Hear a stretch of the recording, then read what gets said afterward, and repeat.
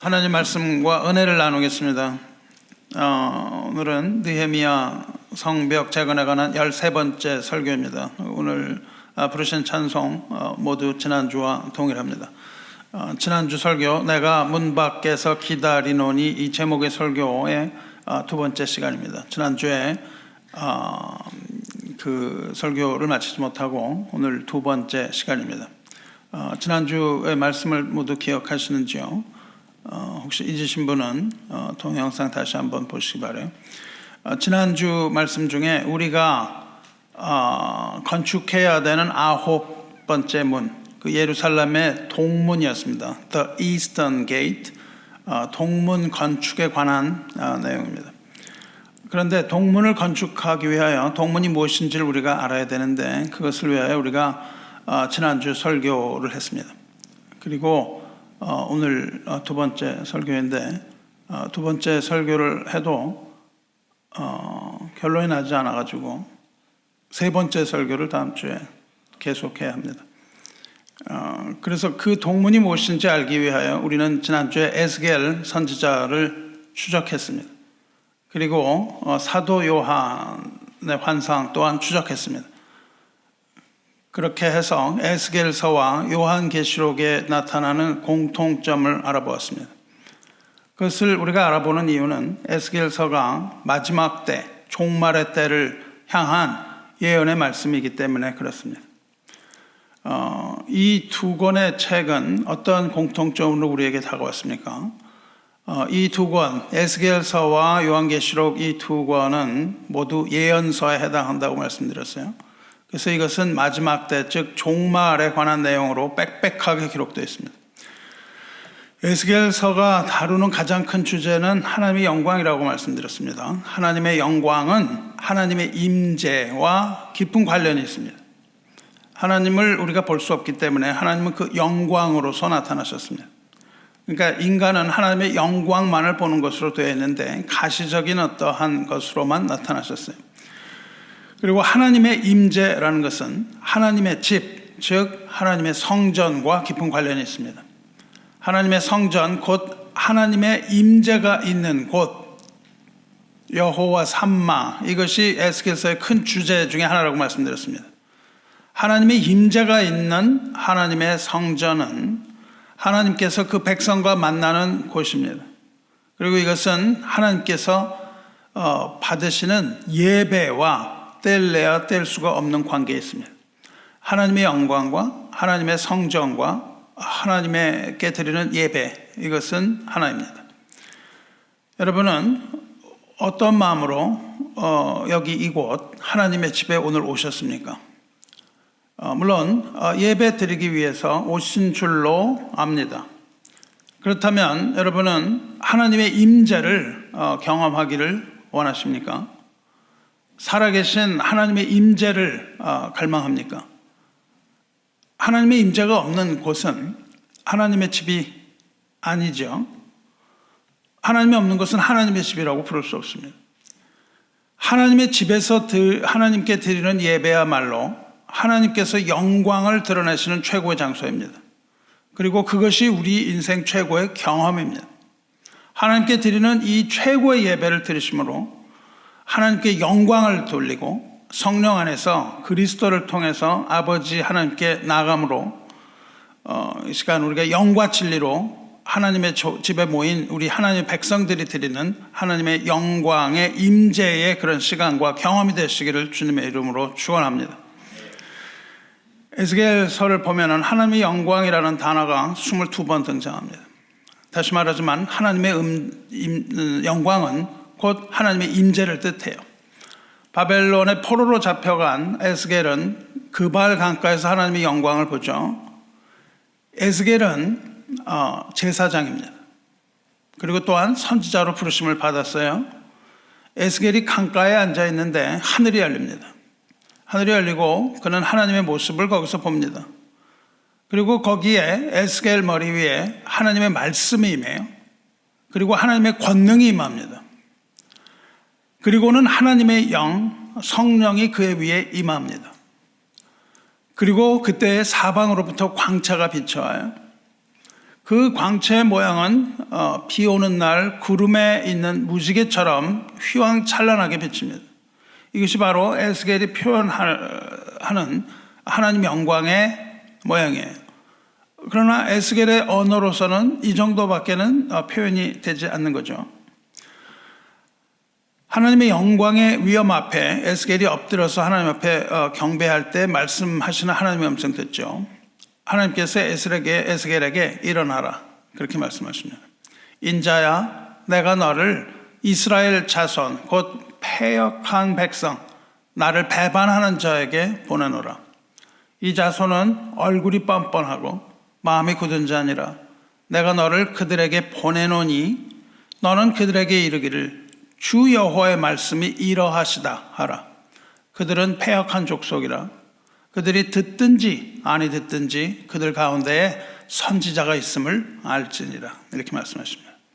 하나님께서는 자기의 백성, 이스라엘 백성, 곧 패역하고 목이 곧은 백성, 이 죄 많은 백성들에게 말씀을 전하시기 위해서 에스겔을 선지자로 택하시고 에스겔에게 말씀을 들려주신 후에 그들에게 보내십니다. 에스겔의 입을 통하여 그들에게 자신들의 죄를 보여주고 그 죄가 얼마나 끔찍한 죄이며 그 죄가 얼마나 하나님의 진노를 불러일으키는 죄인지 보여주고 그들로 하여금 하나님에게로 돌아오게 하시기 위해서입니다. 하나님께서는 에스겔에게 책을 하나 보여주십니다. 에스겔에게 책을 보여주시는데 그 책에 안팎으로 글이 빼곡하게 적혀 있습니다. 거기에 써 있는 글들은 애곡과 재앙의 말들이라. 즉 백성이 당해야만 하는 심판의 슬픔, 그리고 그들이 마땅히 받아야 하는 재앙에 관한 책이었습니다. 에레미야 선지자에게 이런 말씀이 주어졌을 때 에레미야는 하나님의 눈물을 봅니다. 그리고 에레미야도 자신도 주저앉아서 하염없이 눈물을 흘립니다. 그러나 에스겔은 곧 하나님의 말씀을 받고 환상의 여정을 떠나요.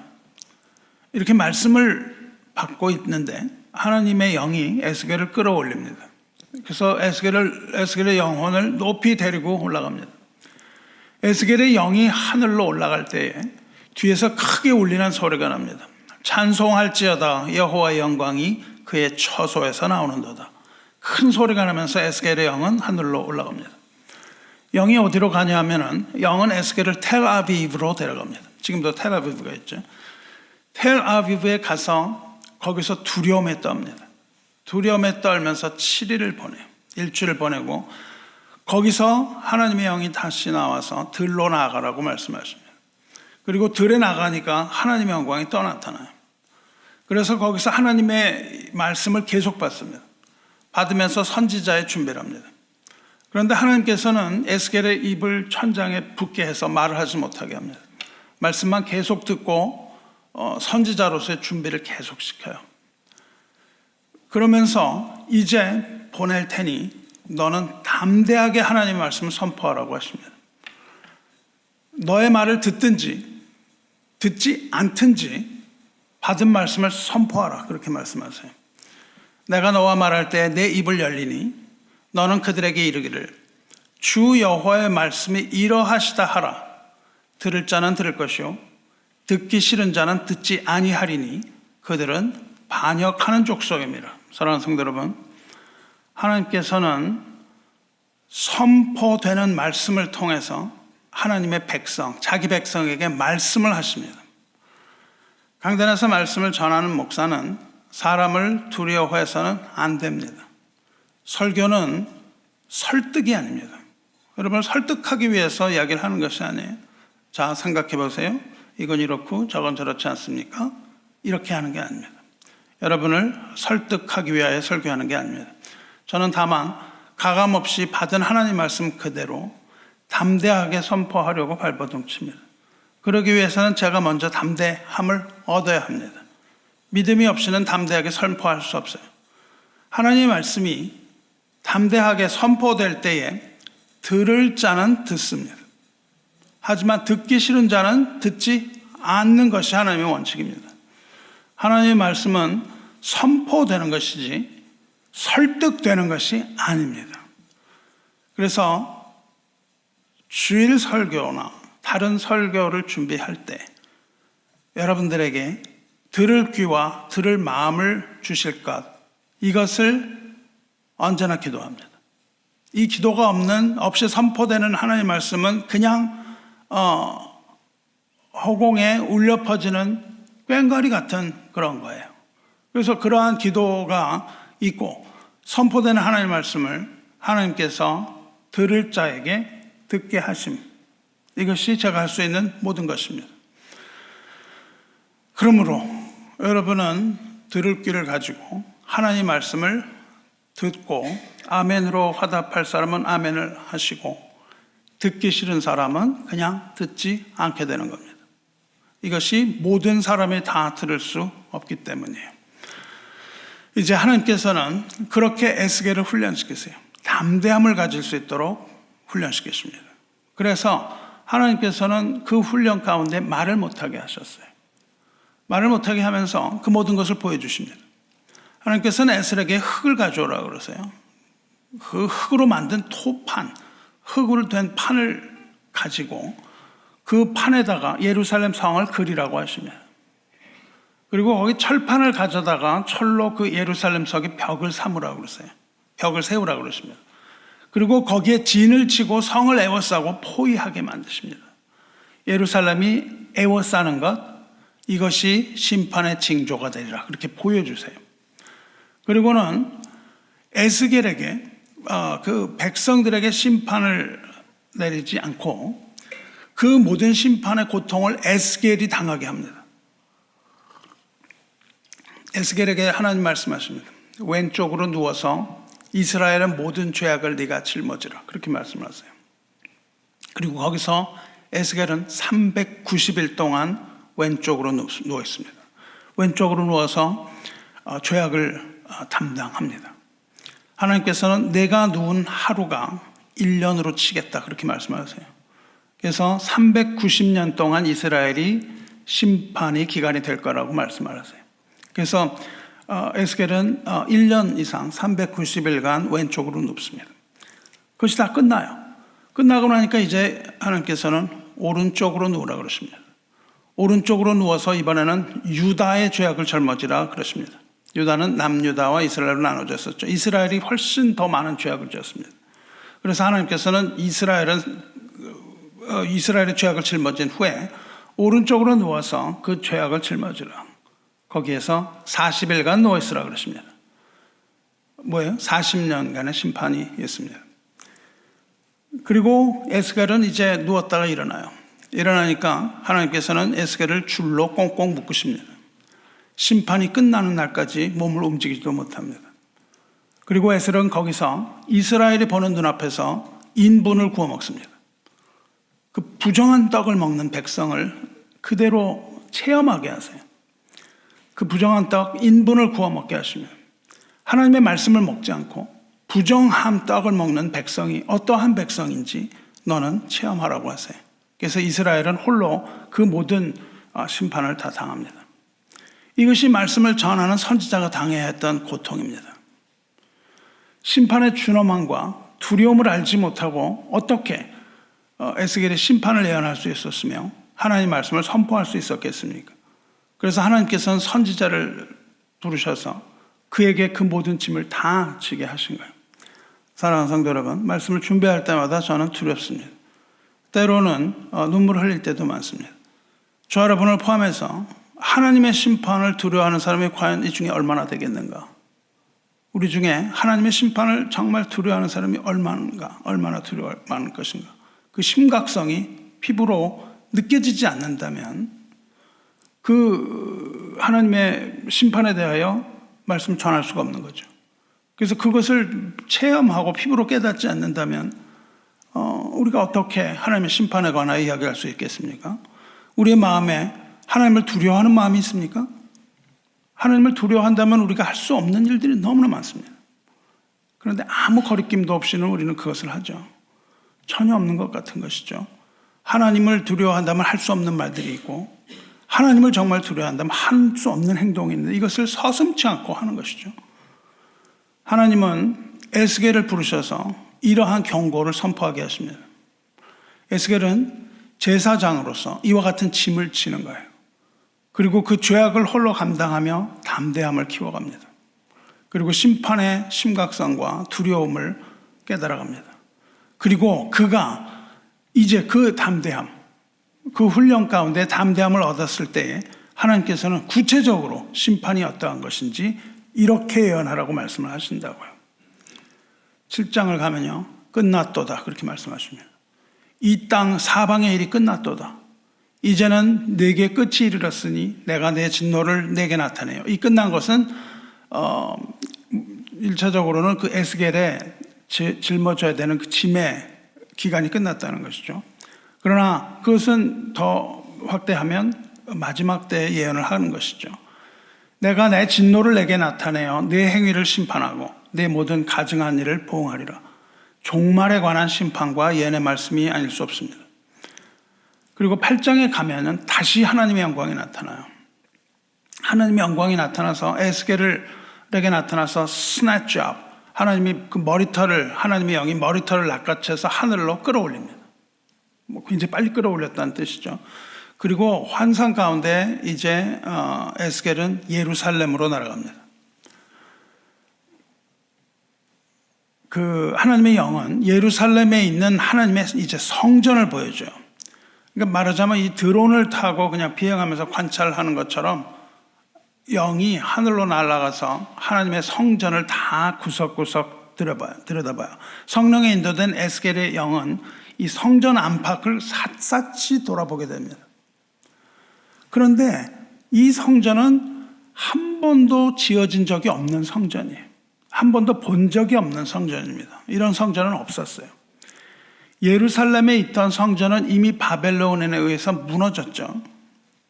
그리고 그렇기 때문에 에스겔의 성전은 실존하는 성전이 아니라 예언 속에 있는 성전인 겁니다. 에스겔의 예언 속에 있는 성전이에요. 이 성전은 한 번도 지어진 적이 없기 때문에 지금 이스라엘은 이 성전을 지으려고 합니다.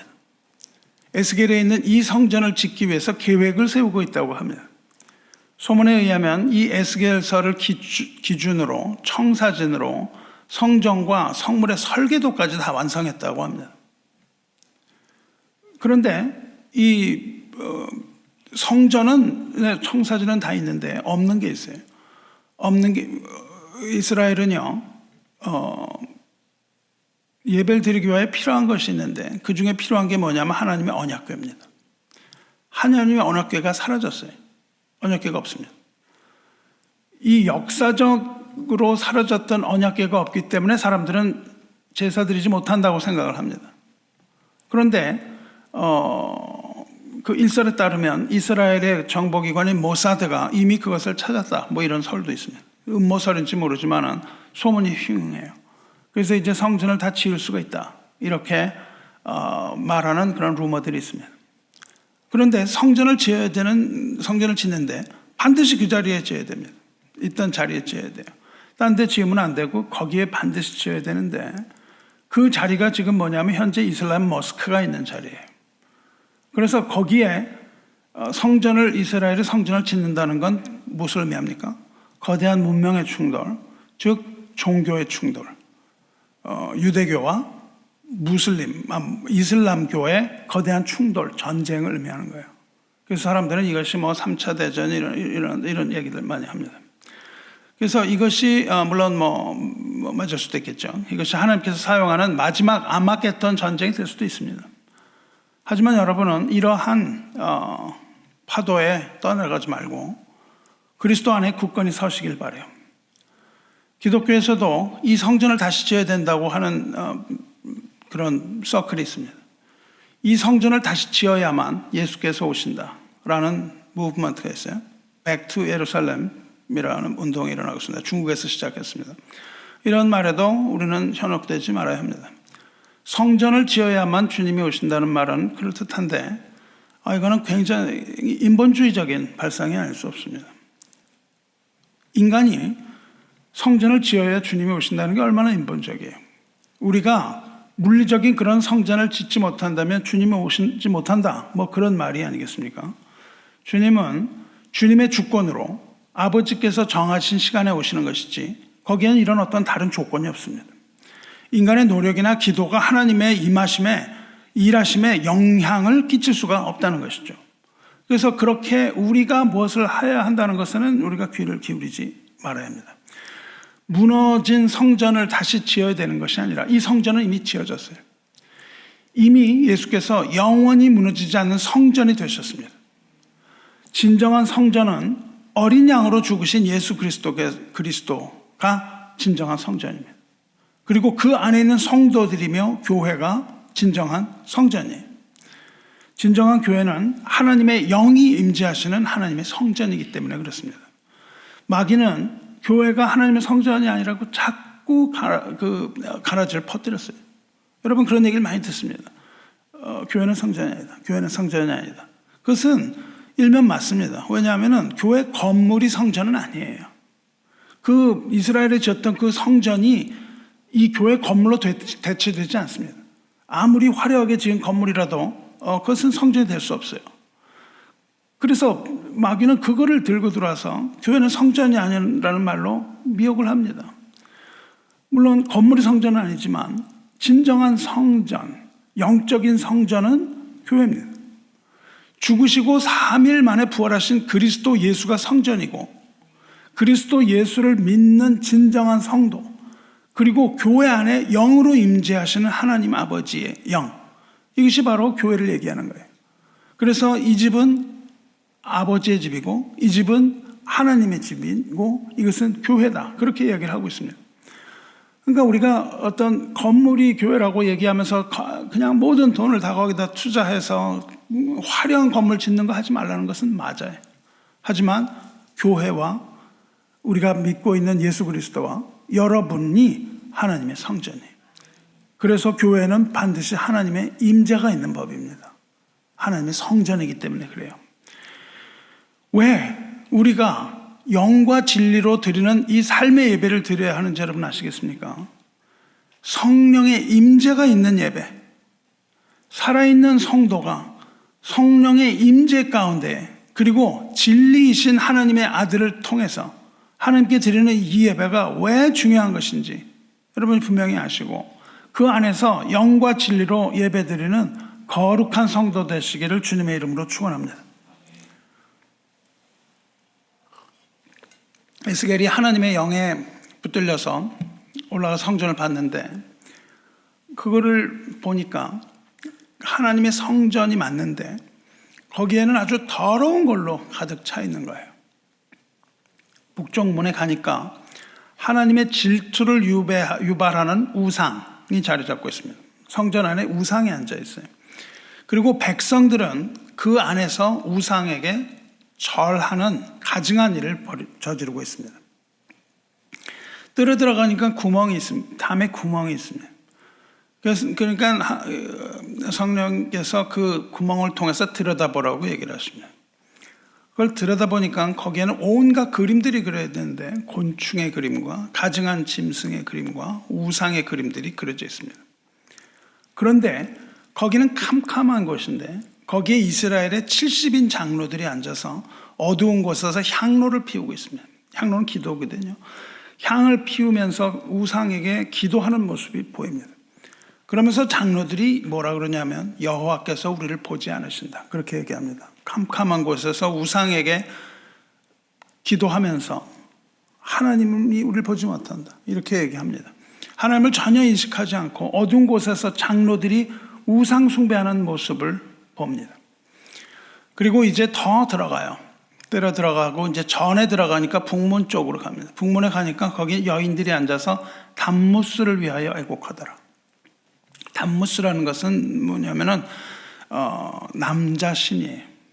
담무스는 남자인데 아슈타르라는 여신의 남편입니다.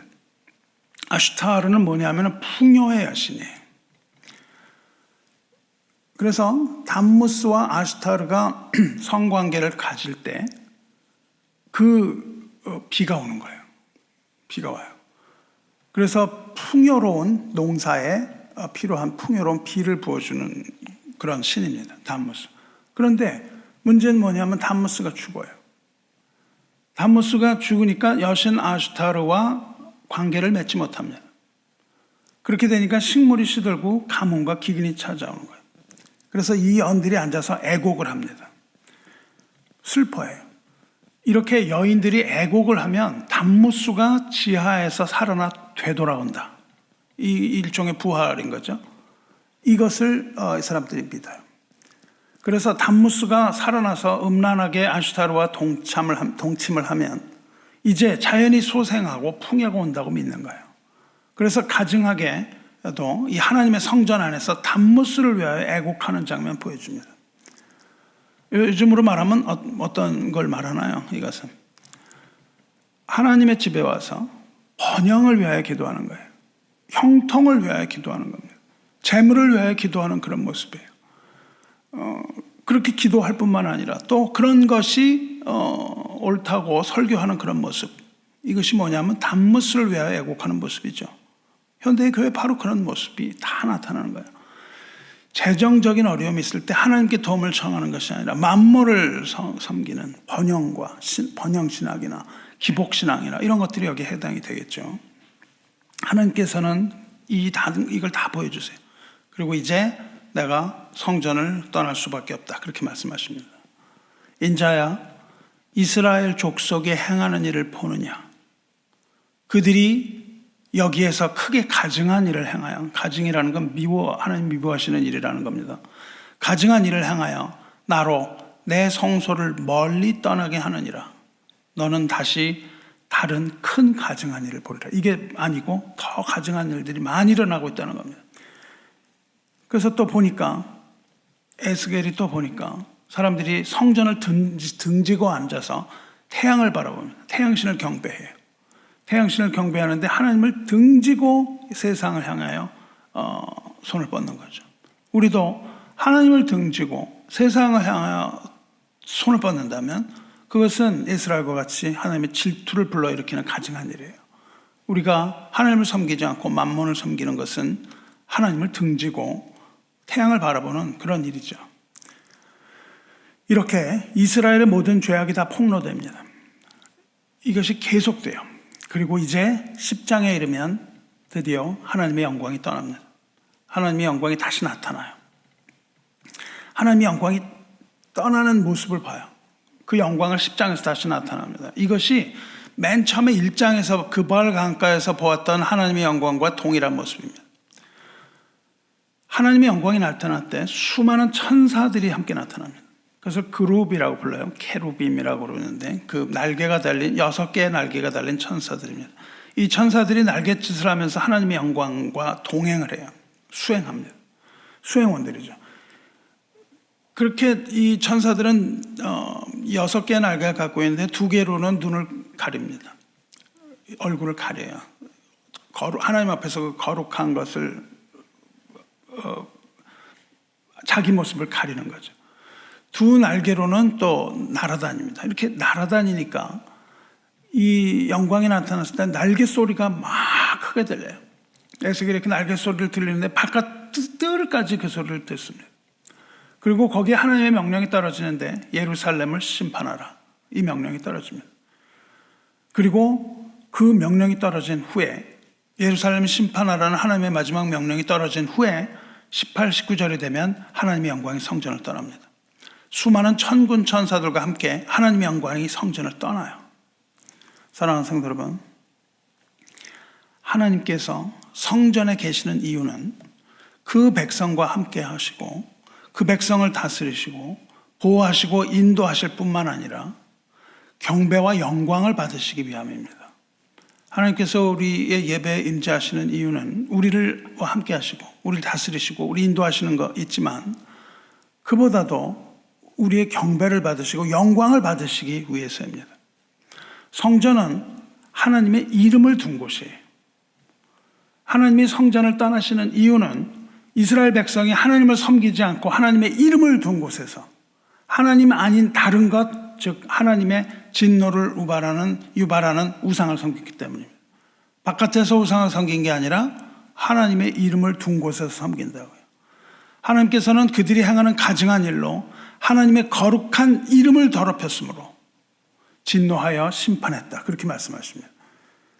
이 모든 것은 나의 이름을 더럽혔으므로 내가 떠난다. 그렇게 말씀하세요. 하나님은 하나님의 이름을 둔 곳에서 일어나는 가증한 일과 죄악에 진노하시는 하나님입니다. 우리가 교회라고 얘기할 때 이곳은 하나님의 집이고 여기는 하나님의 이름을 두신 곳이에요. 그래서 하나님은 하나님의 이름을 두신 곳에 일어나는 죄악을 견디지 못하시는 것이죠. 오늘 우리 예배 하나님께서 성령으로 임하신다면 그것은 하나님의 백성인 우리들로부터 경배와 영광의 예배를 받으시기 위함입니다.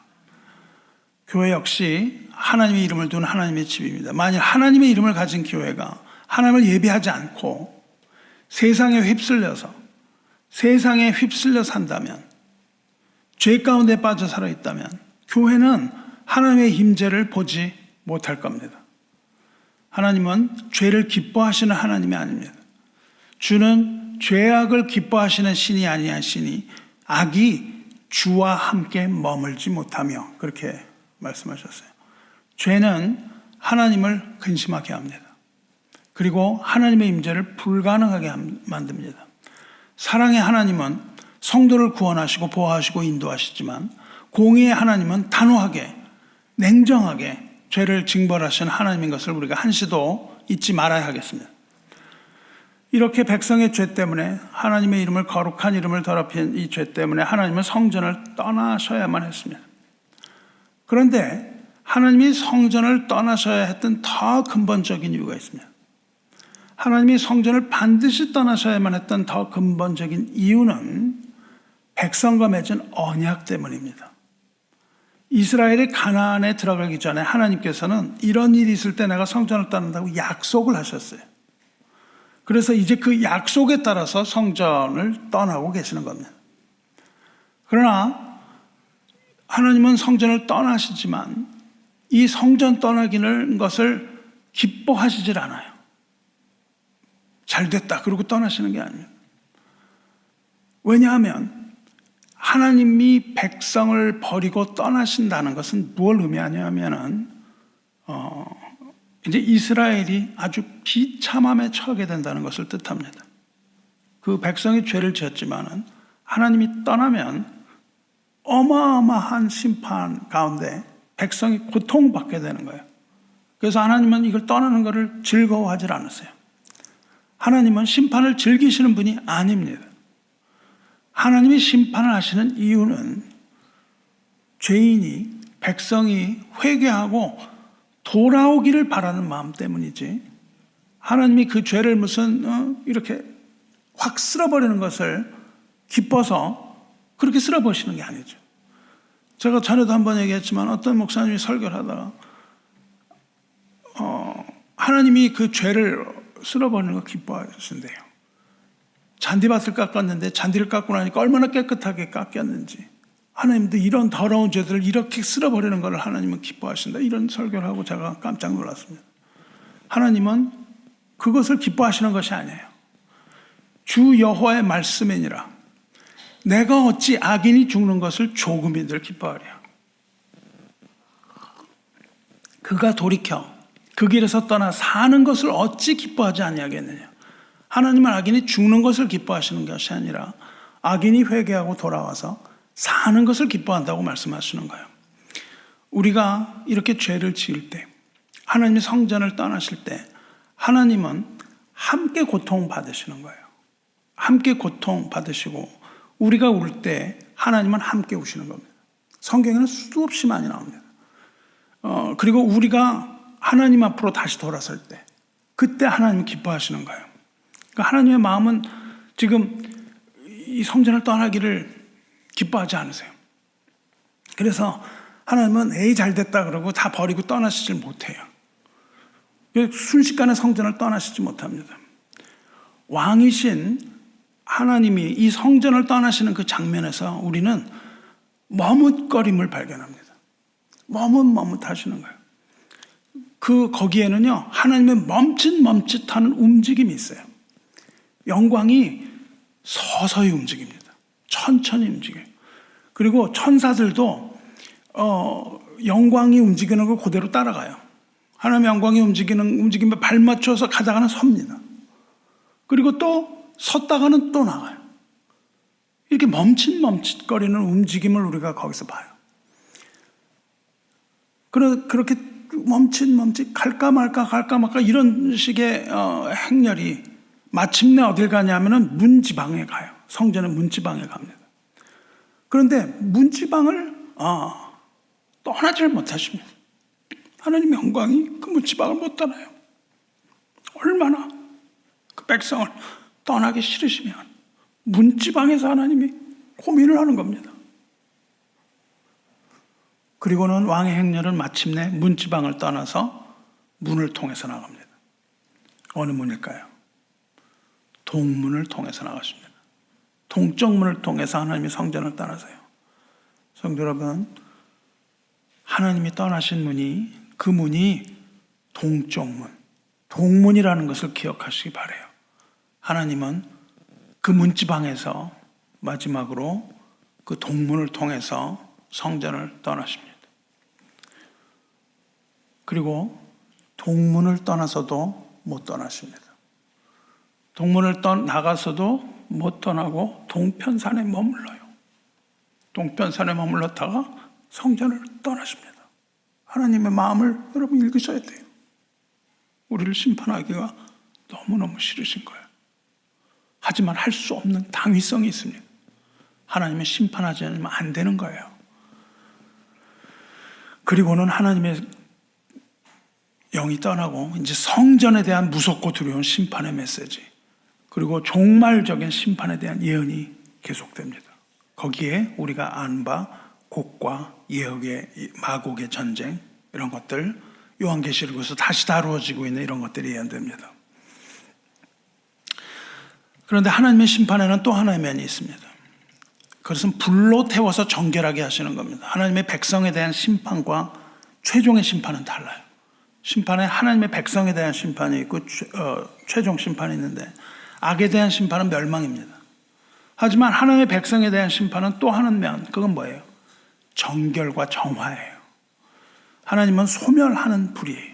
그래서 그 불로서 깨끗하게 하십니다. 불로서 깨끗하게 하세요. 즉 죄인을 멸망시키는 것이 아니라 회개와 용서를 통해서 구원하고자 하는 하나님의 긍휼과 사랑의 결과죠. 그러므로 그리스도 예수 안에서는 정죄함이 없습니다. 거룩함으로 돌아가는 회개와 은혜와 고난이 있을 뿐입니다. 이제 우리는 이렇게 이 많은 것들 다 스킵해요. 한이 없을 것 같아요. 이건 한이 없을 것 같아가지고 40장으로 뜁니다. 39장까지는 아주 참혹해요. 이 참혹한 현실을 듣고 40장에 가면 새 희망이 보입니다. 하나님의 영광과 권능이 에스겔에 다시 임해요. 그리고 거기서 새로운 환상을 보여주세요. 성령은 에스겔을 들어올려서 이번에 높은 산 위에 올라가게 합니다.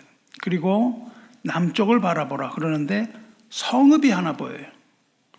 근데 그것은 새로운 성읍입니다. 하나님의 영은 에스겔에게 이제 보는 걸 가지고 이스라엘에게 예언하라 그러세요. 인자야, 내가 내게 보이는 그것을 눈으로 보고 귀로 들으며 내 마음으로 생각할지어다. 내가 이것을 내게 보이려고 이리로 데리고 왔나니 너는 본 것을 다 이스라엘 족속에게 전할지어다. 에스겔이 보니까 성읍이 있는데요, 거기 사방으로 담이 보입니다. 그리고 어떤 사람이 나와서 그것을 자로 재는 거예요. 측량을 합니다. 그 성을 측량해요. 치수가 다 나옵니다. 이게 무려 40장, 41장, 41장 3장에 걸쳐서 나와요. 그러니까 이스라엘이 성전을 지을 수 있겠어요, 없겠어요? 치수까지 다 정해져 있습니다. 그래서 그걸 지으려고 해요. 이 측량된 건물이 나옵니다. 이 건물은 뭐냐면 새로운 성전입니다. 하나님이 떠나셨던 성전인데 거기에 새로운 성전이 지어지고 있어요. 하나님이 떠나셨던 예루살렘에 세워지는 새 성전입니다. 에스겔은 성전에 들어가는 입구 문에서부터 시작해서 성소, 지성소, 크기, 간에 있는 모든 것들 다 상세하게 표현됩니다. 그래서 제3성전도 지어줄 수 있다는 거죠. 이제 42장 가면 측량이 다 끝납니다. 성전은 뭘 의미한다고요? 하나님의 거룩하신 임재와 영광을 의미하잖아요. 성전은 하나님이 예배를 받으시는 상징이잖아요. 그래서 성전은 중요한 의미가 있다고 말했잖아요. 그러니까 이 성전이 새로 측량됐다는 건 뭘 의미합니까? 그 성전이 새로 회복됐다는 걸 뜻합니다.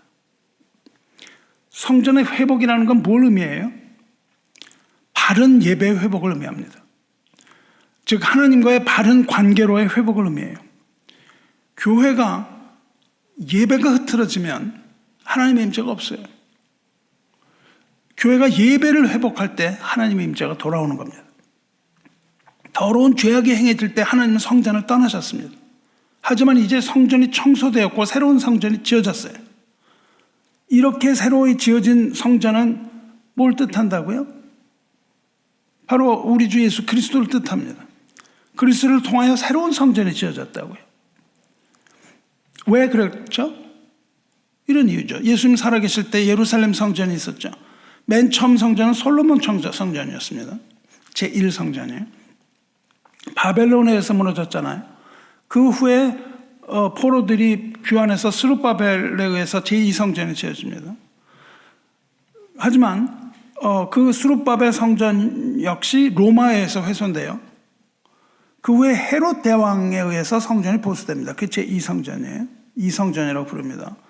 솔로몬 성전만은 못 미쳤지만 나름 아주 웅장한 위용을 자랑하고 있었습니다. 예수님 계실 때 성전이. 몇 년 걸려서 지었다고요? 46년 걸려서 지었습니다. 그래서 예수님이 그 성전에 가시죠. 성전 정화 사건 뭐 이런 것들이 있고 나서 유대인들이 예수님에게 표적을 보이라고 그럽니다. 표적을 보이라는 요구에 예수님이 이렇게 대답하시죠. 너희가 이 성전을 헐라 내가 사흘 동안에 일으키리라. 그러니까 유대인들이 비웃습니다. 이 성전은 46년 동안에 지었건을 네가 3일 동안에 일으키겠느냐? 그들은 아무것도 몰랐어요. 그렇지만 후에 사도 요한이 이렇게 설명하죠. 예수는 성전된 자기 육체를 가리켜 말씀하신 것이라. 죽은 자 가운데서 살아나신 후에야 제자들이 이 말씀하신 것을 기억하고 성경과 예수께서 하신 말씀을 믿었더라. 이게 새로 지어진 성전입니다. 성도 여러분, 참된 성전은 십자가에 죽으시고 3일 만에 다시 살아나신 그리스도의 육체입니다. 죄가 전혀 없는 육체예요. 그래서 완전히 깨끗하게 된 성전이라고요. 그 안에 하나님이 계시다는 뜻입니다. 그러므로 에스겔이 본 이런 새로운 성전은 전혀 새롭게 다시 지어진 성전, 깨끗한 성전, 손으로 짓지 않은 성전입니다. 손으로 지은 성전은 죄다 더러운 성전일 수밖에 없어요. 예수의 말씀을 들은 유대인들도 그렇게 말합니다. 우리가 그의 말을 들으니 손으로 지은 이 성전을 내가 헐고 손으로 짓지 아니하는 다른 성전을 사흘 동안에 지으리라 하더라. 그렇게 얘기를 합니다. 히브리서 기자가 뭐라 그래요? 손으로 짓지 아니한 것 곧 이 창조에 속하지 아니한 더 크고 온전한 장막, 이렇게 얘기를 하거든요. 성도 여러분, 이제 더 큰 장막, 깨끗한 새 성전이 완성되었어요. 에스겔서 42장입니다. 그러면 이제 어떤 일이 일어나야 돼요? 깨끗한 성전이 지어졌으니까. 그렇죠? 성전이 지어진 것은 아무 의미가 없죠. 거기에 하나님의 임재가 있어야 되는 거잖아요. 그러면 여러분이 무엇을 기대하십니까? 그렇게 새로운 지어진 성전에 하나님의 임재가 있어야 되는 거예요. 하나님이 떠나셨던 하나님이 돌아오셔야 됩니다. 그렇죠? 그것이 43장입니다. 이제 하나님의 성전이 돌아옵니다. 그래서 43장을 가시면 하나님의 영광이 돌아온다고요. 어디를 통해서 들어오세요? 문을 통해서 들어오십니다. 어느 문을 통해서 들어오실까요? 어느 문이? 동문을 통해서 들어오십니다. 하나님의 영광은 동쪽에 있는 산으로부터 들어와요. 그래서 동문을 통해서 들어옵니다. 그 후에 그가 나를 데리고 문에 이르니 곧 동쪽을 향한 문이라. 이스라엘 하나님의 영광이 동쪽에서부터 오는데 하나님의 음성이 많은 물소리 같고 땅은 그 영광으로 말미암아 빛나니 그 모양이 내가 본 환상 곧 전에 성읍을 멸하러 올 때 보던 환상 같고 그발 강가에서 보던 환상과도 같기로 내가 곧 얼굴을 땅에 대고 엎드렸더니 여호와의 영광이 동문을 통하여 성전으로 들어가고 영이 나를 들어 안뜰에 들어가서 내가 보기로 여호와의 영광이 성전에 가득하더라. 하나님의 영광이 동문을 통해서 동쪽 산을 통하여 들어옵니다. 예수님이 승천하실 때 뭐라 그러죠? 예수님은 가신 그대로 오시리라 그렇게 말씀하거든요. 하나님은 가신 그대로 돌아오셔서 동문을 통하여 들어갑니다. 19년 전에 이스라엘 폐역으로 그 동문을 통해서 성전 떠나셨던 하나님의 영광이 이제 동일한 동문을 통하여 완성된 성전으로 들어오고 계십니다. 할렐루야. 하나님의 영광이 돌아오니까 어떻게 됐다고 되어 있습니까? 땅이 그 영광으로 말미암아 빛난다고 되어 있습니다. 이스라엘이 빛났다고 안 하고 성전이 빛났다고 안 하고요. 땅이 빛났다고 얘기를 합니다. 이스라엘뿐만 아니라 모든 땅에 다 하나님의 영광이 비치는 걸 말해요. 하나님의 성전은 완전히 회복되었고 성전에 하나님의 영광이 비칩니다. 그리고 이 성전은 손으로 짓지 않은 성전임에 분명하며 요한계시록이 말하는 성전과 동일해요. 요한계시록 잠깐 보면 어떨까요? 사도 요한은 하늘로부터 내려오는 새 예루살렘을 봐요. 어떻게 보았을까요? 어디서 보았을까요? 사도 요한이 그거를. 에스겔은 이 새 성전을 어디서 보죠? 산에다가 올려놨다 그랬잖아요. 사도 요한을 산에서 그걸 봅니다. 성령으로 나를 데리고 크고 높은 산으로 올라가 하나님께로부터 하늘에서 내려오는 거룩한 성 예루살렘을 보이니 그래요. 요한은 높은 산에서 예루살렘에만 하나님의 영광 보죠. 성령으로 나를 데리고 높은 산으로 올라가 하나님께로부터 하늘에 내려오는 거룩한 성 예루살렘을 보이니 하나님의 영광이 있어. 그 성의 빛이 지극히 귀한 보석 같고 벽옥과 수정같이 막더라. 거기 비치는 걸 봐요. 그리고 거기서 예루살렘 성의 12문을 봅니다. 크고 높은 성곽이 있고 12문이 있는데 문에 12천사가 있고 그 문들 위에 이름을 썼으니 이스라엘 자손 12지파 이름들이라. 지난주에 돌아봤습니다. 동쪽의 세 문, 북쪽의 세 문, 사방을 향하여 문이 열려 있죠. 그리고 거기에 어린 양의 12사도의 12 이름이 있습니다. 그리고 사도 요한이 뭘 보냐 하면요, 거기서 그 성을 측량하는 천사들을 봅니다. 동일한 걸 다시 봐요. 내게 말하는 자가 그 성과 그 문들과 성곽을 측량하려고 금 갈대자를 가졌더라. 그 성은 네모가 반듯하여 길이와 너비가 같은지라. 그 갈대자로 그 성을 측량하니 12,000 스타디안이요. 이렇게 쭉 천사가 측량하는 모습을 보입니다. 그 측량의 수치가 에스겔이 본 그것과 동일해요. 그런데 사도 요한은 거기서 성전을 보지 못합니다. 왜 보지 못해요? 왜냐하면 하나님과 어린 양 예수가 성전이기 때문이죠. 성 안에서 내가 성전을 보지 못하였으니 이는 주 하나님 곧 전능하신 이와 및 어린 양이 그 성전이심이라. 사도 요한은요, 거기서 비치는 하나님의 영광을 봅니다. 하나님의 영광을 봐요. 그 성은 해나 달의 비침이 쓸데없으니 이는 하나님의 영광이 비치고 어린 양이 그 등불이 되심이라. 에스겔이 뭘 봤어요? 하나님이 오시니까 하나님이 영광이 비쳤다 그렇게 얘기를 하죠. 사도 요한은 뭐랍니까? 영광이 비치기 때문에 해와 달이 필요 없다 그렇게 얘기를 하는 거예요. 하나님이 영광이 동문으로 돌 때 온 땅이 다 그 영광으로 빛났다고 얘기합니다. 그리고 이제 사도 요한이 본 성전 역시 하나님의 영광 이런 게 비치는 거죠. 그런데 성전만 밝아진 게 아니고 온 땅, 온 세상이 다 밝아져요. 에스겔은 그렇게 얘기를 합니다. 온 땅이 다 밝아져요. 요한은 뭐라 그러죠? 만국이 그 빛 가운데로 다닌다 그렇게 얘기를 해요. 온 땅이 다 밝아졌다고 얘기한 것을 사도 요한은 뭐냐면요, 만국이 다 그 빛 안에 있다. 그러니까 모든 이방 땅, 우리와 같은 사람들이 하나님이 돌아오실 때는 이 온 세상이 다 하나님을 볼 것이다 그 말입니다. 거기는 영원한 밤이 없는 곳, 즉 하나님이 계시는 천국이라고 이야기를 하고 있는 겁니다.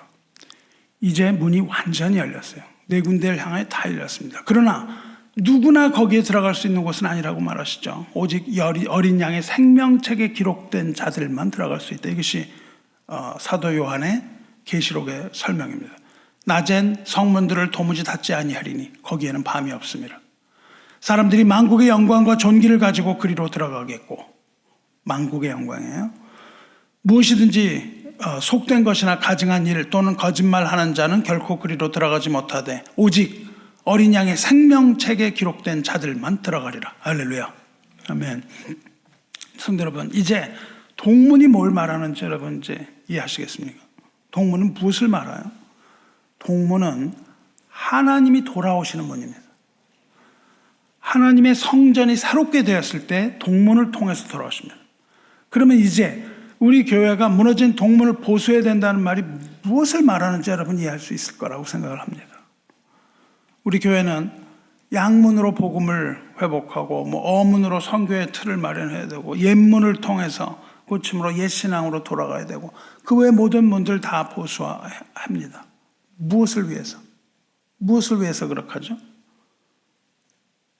우리의 어떠함을 위해서 그런 것이 아니라 하나님께서 돌아오시도록입니다. 하나님의 임재와 하나님의 영광을 위하여 그렇게 되는 거예요. 물론 그 모든 것들을 다 하나님께서 하실 것입니다. 하지만 우리의 순종과 기도를 통해서 이루기를 원하십니다. 우리가 간절하게 사모해야 할 것은 무엇이에요? 하나님의 임재입니다. 여러분이 간절하게 사모해야 되는 것은 하나님의 돌아오심, 하나님의 임재입니다. 이것을 위하여 기도하며 우리 교회가 하나님 앞에 깨끗하게 되시기를 소망합니다. 우리가 시급히 다시 건축해야 되는 것은 아홉째 문, 동문입니다. 저는 사랑하는 성도 여러분, 하나님의 이름을 두신 곳이 교회입니다. 그런데 교회가 하나님을 경배하지 않고 가증한 우상으로 가득하다면, 그리고 또 사랑으로 하나가 되어야 할 교회가 분열하고 서로 사랑하지 못하고 하나님이 미워하시는 이런 온갖 죄악으로 가득하다면 하나님의 영광이 머물질 못합니다. 여기에 하나님이 계실 수가 없는 거예요. 그러면서도 하나님의 영광을 바라는 것은 있을 수 없는 일입니다. 그렇다면, 그렇게 된다면 하나님의 영광은 교회를 떠나실 수밖에 없고 우리 성도는 고통당하지 않을 수가 없는 겁니다. 그래서 하나님은 그것을 떠나기를 원치 않으세요. 하지만 하나님은 떠나실 수밖에 없는 거죠. 이스라엘 백성은 선택받은 하나님의 백성으로서 하나님의 언약과 율법을 소유했어요. 무엇보다도 하나님의 성전을 소유했습니다. 그리고 하나님과 만나는 백성이었어요. 교회는 어때요? 교회도 그렇습니다. 교회도 새 언약을 소유한 하나님의 공동체예요. 성전을 소유했습니다. 그리고 하나님을 만나는 장소예요. 그런데 이스라엘 백성들은 그 선택된 백성으로서의 교만에 빠졌습니다. 우리가 다 괜찮다는 거죠. 괜찮다고 얘기한 거예요. 그리고는 번영에 대한 탐욕에 빠집니다. 그리고 하나님을 등을 돌려버려요. 그러면서 괜찮다고 얘기를 하고 있습니다. 하나님 보지 않는다는 거죠. 이들이 빠진 탐욕을 뭐라고 부릅니까? 탐욕은 우상숭배라. 우상숭배라고 불러요. 그들은 우상을 숭배하면서도 하나님이 보지 못할 거라고 말하면서 거기가 안전하다고 거짓된 확신을 가졌어요. 성전이 제일 안전한 곳인 줄 알았다고요. 언약 백성의 이 같은 위선적이고 아니라는 태도가 하나님의 진노를 일으키기에 충분했습니다. 그리고 급기야 하나님의 영광의 성전에서 떠나죠. 죄로 부패한 곳은 하나님의 영광과 함께할 수 없습니다. 그들은 자신들의 잘못을 회개하지 않고 성전을 안전한 피난처라고 생각했어요. 그들이 성전에 모인 이유가 뭐였어요? 하나님을 경배하기 위함이 아니었다고요. 아니면서 모입니다. 이상하죠? 왜냐? 거기가 안전하다고 생각을 한 거예요. 그리고 실상 성전 안에서 우상을 섬기고 있었습니다. 주안의 사랑하는 성도 여러분, 우리가 혹시 이런 모습을 하고 있는 것이 아닌가 돌아봐야 돼요. 오늘 여러분은 정말로 하나님 예배하고 하나님의 임재를 갈망하는 마음 가지고 하나님 집에 오셨습니까? 아니면 그저 이렇게 하는 게 그냥 안전하다고 생각해서 여기 오신 건 아니에요? 우리가 걱정하는 것들이 우리의 우상입니다. 어떤 걱정을 가지고 우리가 여기 와서 그 생각을 골똘히 하고 있다면 그것은 예배드린 게 아니죠. 누구에게 절을 한 거예요? 나의 걱정에게 절을 한 겁니다. 내가 가지고 있는 걱정이 나의 생각과 나의 넋을 다 뺏어간다면 그것이 우리의 우상입니다. 하나님께 예배드리지 못하게 하는 모든 것, 그게 우상이에요. 여러분 생각이 머무는 곳이 어디예요? 하루를 돌아보세요. 뭘 하는데 생각을 썼습니까? 하루에 몇 시간을 나눠보세요. 어디에 내가 무슨 생각을 하고 있었는가? 그것이 하나님이 아니면 그것이 우상이에요. 내가 가지고 있는 걱정과 근심과 집념과 이런 것들, 그게 우상입니다. 거기가 바로 우상이 있는 곳이에요. 우리가 몸은 여기 앉아 있지만 사실은 우상에게 경배를 하고 있는 겁니다. 우리가 하나님의 집에 오지만 만일 우리 생각이 다른 곳에 가 있다면 우리는 하나님의 임재를 경험할 수 없습니다. 그리고 진정한 평강을 이룰 수도 없습니다. 이 하나님이 떠나셨다가 돌아오시는데요. 하나님은 돌아오기를 갈망했습니다. 돌아오기를 기뻐하셨어요. 성전을 떠날 때는 머뭇 떠나질 못하셨는데 성전이 완성됐을 때는요, 하나님은 그 산을 통해서 동문을 통해서 순식간에 들어오세요. 우리가 회개한다면 하나님은요, 순식간에 돌아오시는 거예요. 떠나는 건 그렇게 힘들었지만 돌아오는 것은 아주 눈 깜짝할 새에 돌아오시는 거예요. 우리가 진정으로 하나님께 드리는 이 예배를 회복한다면 하나님께서는 순식간에 우리 마음에 들어오시는 겁니다. 뭐 언제 그랬냐는 듯이 들어오시는 거예요. 그리고 그것을 다 잊어버렸다, 그렇게 말씀을 하세요. 우리는 우리 교회 동문을 재건해야 됩니다. 그리고 여러분의 개인에 있어서도 동문을 점검하셔야 돼요. 동문이 닫혀 있어서는 안 되는 겁니다. 여러분의 동문을 고치고 이것이 온전하게 열려있게 만드셔야 되는 거예요. 왜냐하면 다른 불탄 문은 악한 영이 다 들어오지만 동문을 통해서는 누가 들어오세요? 하나님이 우리 마음 가운데 들어오시는 거예요. 이것을 여러분 잘 들으시고 그 문을 보수해야만 합니다. 그리고 하나님을 환영해야 돼요. 그리고 하나님의 임재를 체험하게 되시기를 주님의 이름으로 축원합니다.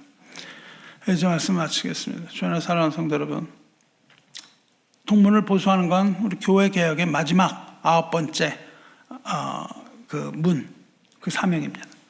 그리고 저와 여러분은 이것을 위해서 부르심을 받았어요. 나는 여호와니 이는 내 이름이라.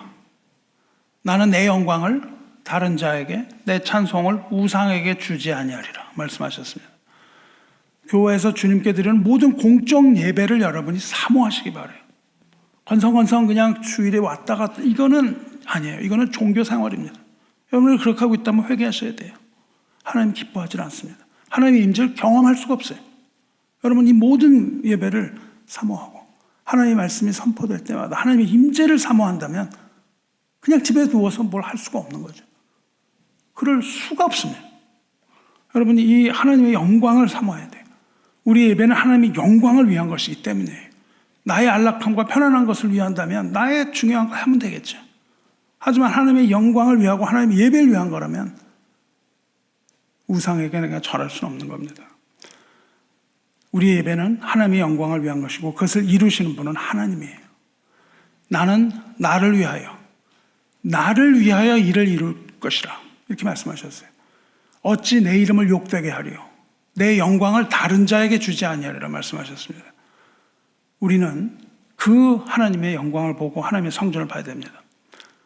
베드로가 이렇게 말하죠. 우리는 그의 약속대로 의가 있는 곳인 새하늘과 새 땅을 바라보다. 믿음으로 보는 거예요. 우리가 동문을 건축해서 하나님을 돌아오시게 하고 하나님의 집에서 하나님의 영광을 노래하는 그런 기쁨 맛보시기를 주님의 이름으로 축원합니다. 기도하겠습니다.